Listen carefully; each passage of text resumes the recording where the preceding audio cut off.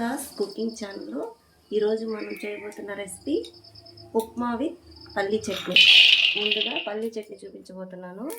కావలసిన ingredients: 1 cup పల్లీలు తీసుకొని గట్టిగా 2 పచ్చిమిర్చి వేసుకొని దోరగా మంచి సువాసన వచ్చేంత వరకు వేయించుకోవాలి. ఇలా మంటని లో టు మీడియం ఫ్లేమ్లో అడ్జస్ట్ చేసుకుంటూ ఈ పల్లీలన్నింటినీ దోరగా వేయించుకోవాలి. వేసుకున్న పల్లీలన్నింటినీ మిక్సీ జార్లోకి తీసుకొని చల్లారి ఉప్మాకు కావలసినటువంటి ఇంగ్రీడియంట్స్ చూపిస్తాను. ఒక కప్పు ఉప్మా రవ్వ, ఆయిల్, 1 కప్పు 1 గ్లాసు ఉప్మా రవ్వ తీసుకుంటున్నాను. దానిలోకి కావలసిన ఇంగ్రీడియంట్స్: పోపు దినుసులు, ఆవాలు, జీలకర్ర, 1 ఆనియన్ చాప్ చేసుకోవాలి, శనగపప్పు, కరివేపాకు, 1 ఎండుమిర్చి తీసుకుని ఇలా చిన్న చిన్న ముక్కలుగా చేసుకోవాలి. ఈ రెసిపీలోకి ఎండుమిర్చి అయితేనే చాలా టేస్టీగా ఉంటుంది. గ్లాస్ ఉప్మా రవ్వను తీసుకొని దీనిని లో టు మీడియం ఫ్లేమ్లో దోరగా వేయించుకోవాలి. ఈ ఉప్మాకి రవ్వ ఎంత వేగితే ఈ ఉప్మా అంత టేస్టీగా ఉంటుంది. రవ్వని లో టు మీడియం ఫ్లేమ్లో పెట్టుకొని దోరగా వేయించుకోవాలి.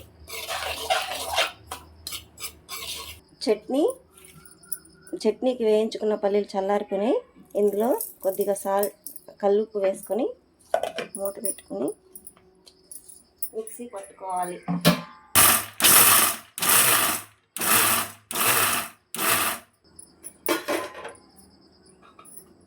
మిశ్రమాన్ని ఒక బౌల్లోకి తీసుకొని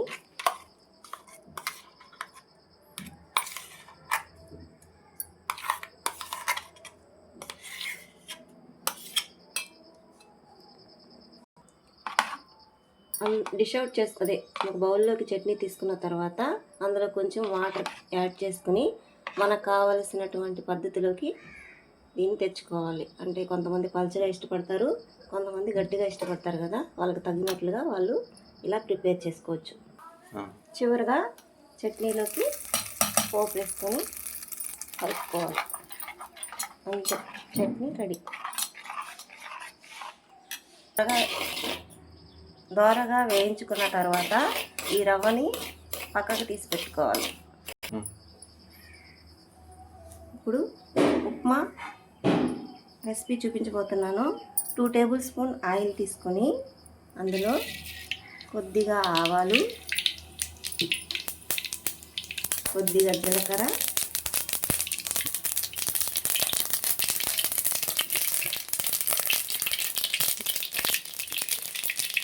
శనగపప్పు,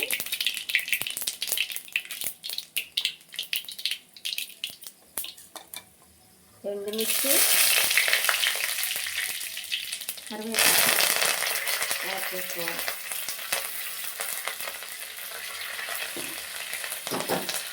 ఉల్లిపాయ ముక్కలు యాడ్ చేసుకోవాలి.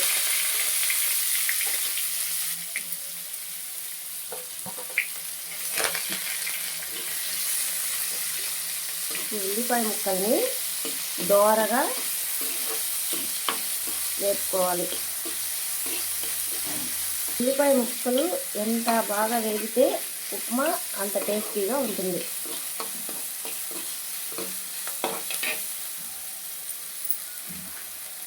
కొంచెం ఆనియన్స్ వేగేటప్పుడే ఇందులో కొంచెం సాల్ట్ యాడ్ చేసుకోవాలి. చూపించిన విధంగా ఎర్రగా ఉల్లిపాయ మిశ్రమం వేగిన తర్వాత ఇందులోకి మనం ఉప్మాలోకి 1 గ్లాస్ రవ్వకి 2 గ్లాసెస్ వాటర్ యాడ్ చేస్తాం కదా, ఇక్కడ నేను 1.25 గ్లాసు యాడ్ చేస్తున్నాను. ఎందుకంటే ఈ ఉప్మాలోకి 1/4 గ్లాసు వాటర్ తగ్గించుకోవాలి.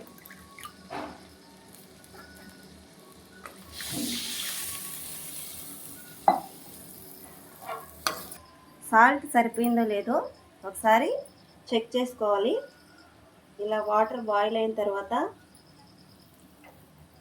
కొంచెం కొంచెంగా రవ్వని యాడ్ చేసుకుంటూ కలుపుతూ ఉండాలి, ఉండలు లేకుండా కలుపుతూ ఉండాలి.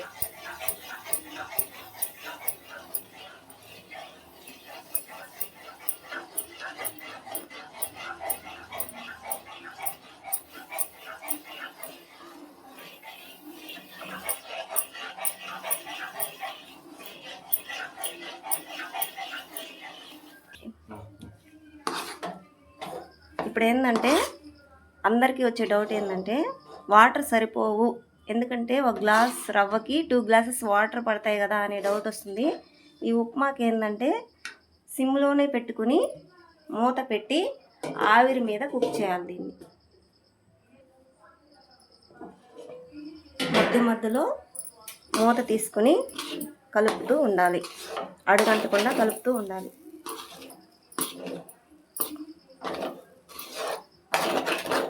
చివరిగా దీన్ని డిష్ అవుట్ చేసుకొని వేడి వేడిగా సర్వ్ చేసుకుంటే చాలా టేస్టీగా ఉంటుంది.